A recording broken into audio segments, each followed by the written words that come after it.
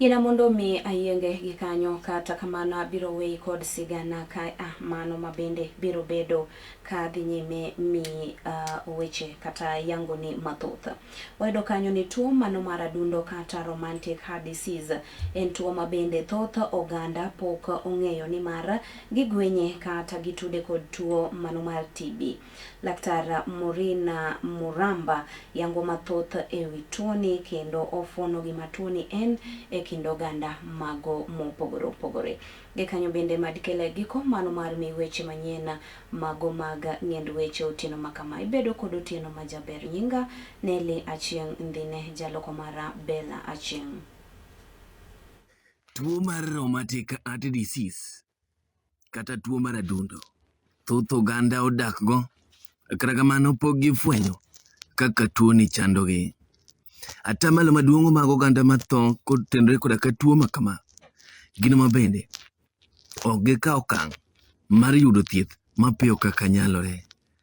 Tuo mar adundo ni eki thothne jakethga odundugo mag remo. Kala TV oyudo thuolo mar goyo mbaka koda ka jalony e wechego mag chiwo thieth ka otenore koda ka tuo mar heart disease ni eki. Gino mabende Dr. Maureen Muramba lero achiedh nade makama. Rheumatic heart disease is one of the commonest heart condition affecting the young ones. It's so common between the age of 5 up to adolescence, but to some extent, its diagnosis sometimes comes later, maybe in 20 years, in 20s, or even as late as 30s or 40s. So it depends with at what time has it been diagnosed. Also, it's still a burden in our country. I think because of it's less talked about. If you have like Dr. Maureen Muramba bende lero ranyisi mar tuoni eki. pains, and it is not it's not a single joint. That's now the difference. It's just that most parents assume that when a child complains of a knee pain tomorrow, an ankle pain next week, another pain, most of the time we assume that maybe amecheza akaumia. But when we are keen enough, you'll find that at one particular point, this child complained that they are having joint pains, which was not specific to one point. Is inefficient because the valves are like doors. So when it doesn't allow that blood to pass, and the ones that has passed also come back, someone start feeling now issues like you feel your heartbeat. Several kids will tell their parents that they can literally feel their heartbeat. It is not a common thing for a child to tell you, anasikia moyo ikidunda. Then there is a child that if you send somewhere, they will not run. They will not play like any other kids. They will be becoming very exhausted very easily. And again, there's a child that will be coughing almost every now and then. Every now and then akona homa anakohoa sana. Alafu sleeping, lying flat will start becoming an issue. That's Lero gino mabende nyalo nyayo tuo makama e kind oganda. heart disease. One of the predisposing factor or one of the risk factor is low socioeconomic state.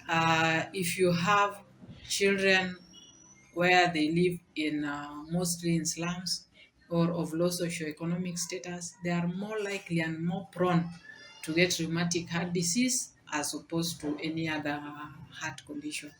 So the most challenging part is most people present late in when now it has affected the heart. Among the people who present late, again, there is very limited diagnostic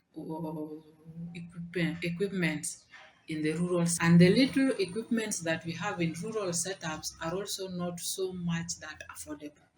So you find that it's not an easy thing that we will it's not like some other conditions that are easily diagnosed, and the management is easily available.